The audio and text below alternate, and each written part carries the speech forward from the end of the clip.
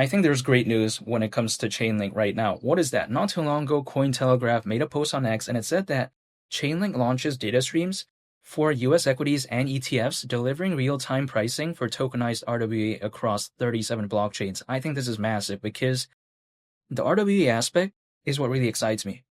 We have to consider how a lot of projects out there that are focused on RWAs, they're beginning to gain momentum. It's a market sector that feels like it's on the rise. For instance, we take a look at Ondo. Historically speaking, it's done pretty well, and that's heavily focused on RWAs. If we take a look at what does RWA stand for, it stands for real world asset. And if we take a look at RWA tokens, they're digital representations of physical assets on the blockchain.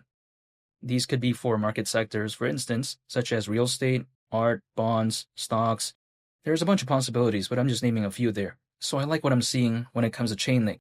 Let's not forget, sometimes people like to say, oh, Chainlink's kind of a boring project and all this. Even though I don't think it's the most exciting out there, I do like the fundamentals, and seeing its native token called Link maybe going to the price of $200 during a fully fledged type of altcoin season, that would not surprise me whatsoever, even though nothing I say is financial advice. And I think a major reason why maybe that idea is still on my mind is because I like the fundamentals when it comes to Chainlink. What is Chainlink most known for? It's most known for its decentralized Oracle network. What is an oracle? In this case, an oracle is basically a data feed that brings data from off the chain, aka off-chain data, brings that data over into the blockchain.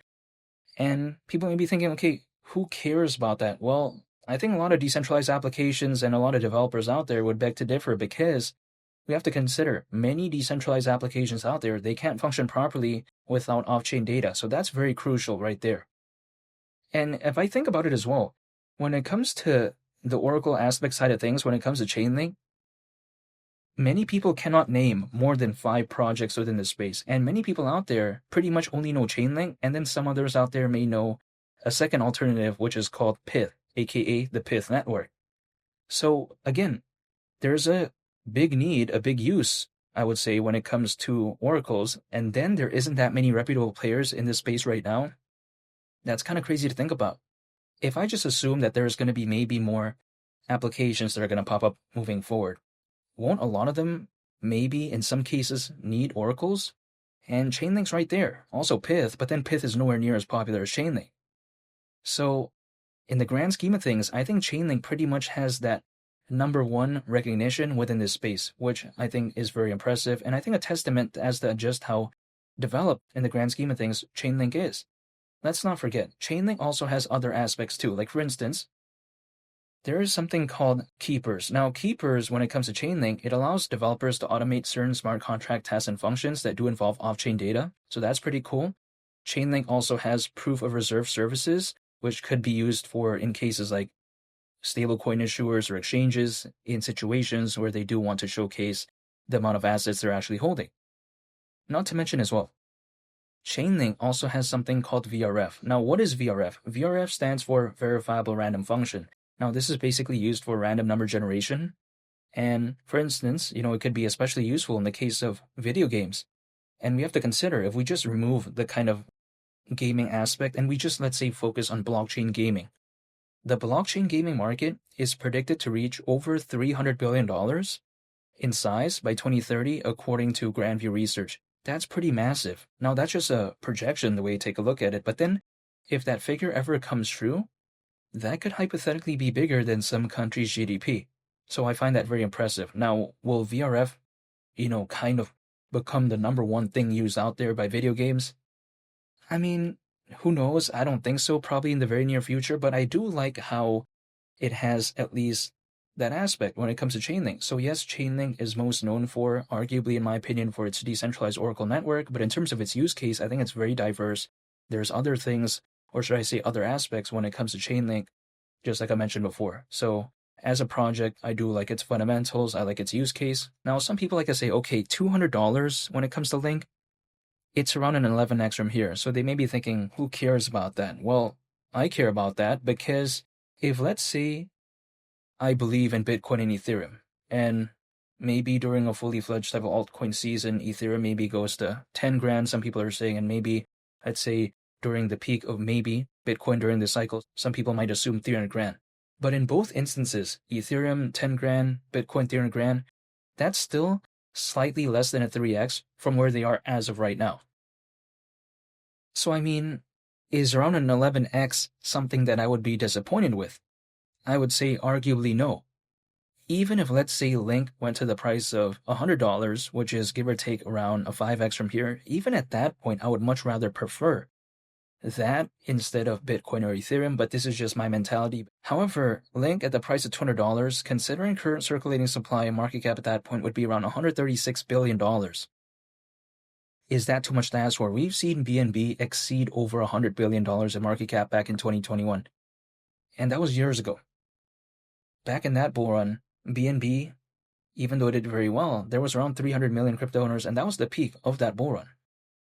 Now we have over 600 million. Keep in mind, we have over 600 million crypto owners currently, and many people would still argue that we're not in a fully fledged type of altcoin season yet. We have that right now. Again, that's not a projection. That's not maybe what the amount of owners would look like in 6 months or 8 months. No, that's right now, which is kind of crazy to think about. That's way more than before. I get it. Some people might think, oh, but Chainlink has more competition. Well, a lot of the competitors that quote unquote kind of, emerged, a lot of them seems to me like a bunch of these meme coins that were easily launched because a lot of people are just using launch pads and launching random meme coins. How is that really competing with Chainlink? You know what I mean? In the grand scheme of things, I guess sure it is a competitor at the end of the day, but then in terms of the market sector that Chainlink is in, that's not a direct competitor in most cases when it comes to these meme coins. Also on top of that, right now, I don't think there's such a drastic amount of new projects that are really that good. Like for instance, people can only mostly name Chainlink and Pyth when it comes to projects that have this kind of Oracle aspect. I guess, when it comes to Flare, there is the Flare time series Oracle, so that could be argued as well. But then Flare is nowhere near as massive as Pyth, and then Pyth is nowhere near as massive as Chainlink. So again, at the grand scheme of things, Chainlink still has kind of that number one spot in terms of popularity within projects that are having this Oracle aspect. So imagine if there's a lot of attention during a fully fledged type of altcoin season, and there's not that many reputable projects within the space to begin with. If, let's say, that was what I was looking at, hypothetically, a lot of my attention would maybe go to something like Chainlink. Don't get me wrong, I'm also bullish on Pyth and something like Flare, but if I didn't know anything about, oracles or something like that, I'm just focused on this market sector, Chainlink would stand out just because of the size, just because of the popularity and the exposure. However, again, only time will tell. I do not know the future. And some people like to say, oh, why don't you say this will happen at this time? Why don't you pull up a price chart and draw a triangle? Here's the thing. If I pulled up a price chart and drew some random triangle, will that make me know what's going to happen next? Absolutely not, because I do not know the future. It's impossible for me to know that. What I can do instead is just prepare for a moment in time in which it maybe wakes up. That's about it. I can prepare, but I cannot anticipate the exact moment in time. Even if I pulled up a price chart, and I do see some people do this, and then they draw some random triangle, they say this is going to happen at this time, and then it doesn't. They keep adjusting the triangle. What's the point? At that point, I'm just drawing. There's no point in me doing something like that. Sure, it looks cool, but I'd rather focus on the fundamentals, I'd rather focus on the news, and I'd rather just stay patient for a project that I do believe in. So whenever Link does ever truly decide to wake up, which it already kind of did in the grand scheme of things, this is a very massive project, but I'm saying, let's say that next leg up for maybe a fully fledged type of altcoin season, I just want to be prepared by just holding and waiting, and that's about it. Beyond that, nothing is in my control. So I just want to focus on things that are within my control, and that's just dollar cost averaging and waiting. And feel free to subscribe if you enjoyed this video. I would greatly appreciate it. It's Wendy the Captain, and I'll catch you all on the next one. I'm out. Peace. Bye.